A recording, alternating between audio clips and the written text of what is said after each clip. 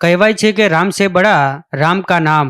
આ જ કહેવતને સાર્થક કરતું આ છે સુરતમાં આવેલું એકમાત્ર ભગવાન રામનું મંદિર, જ્યાં ભગવાન રામની પ્રતિમા તો નથી, પરંતુ આ મંદિરમાં આવનાર દરેક ભક્તો ભગવાન રામની અનુભૂતિ ચોક્કસ કરે છે।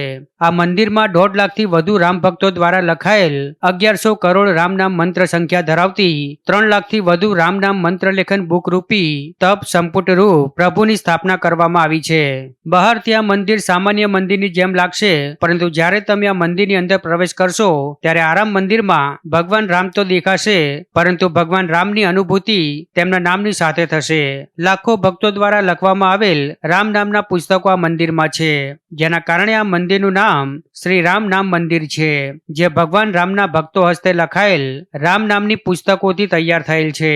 અન્ય મંદિરોની જેમ આ મંદિરમાં પૂજા અર્ચના કે આરતી કરવામાં આવતી નથી, જો કે દીવા પ્રગટાવી પુષ્પ અર્પિત જરૂર કરવામાં આવે છે। 51 ફૂટ ઊંચો પંચધાતુ નિર્મિત વિશ્વ શાંતિ શ્રીરામ સ્તંભ પણ અહીં નિર્માણ કરવામાં આવ્યો છે, જે દાતાઓના દાનમાંથી અને લોકો પાસેથી ધાતુ ઉઘરાવી તૈયાર કરાયો છે, જેની પવિત્ર ઉર્જા આખા શહેરને આધ્યાત્મિક આબોહવા પૂરી પાડે છે।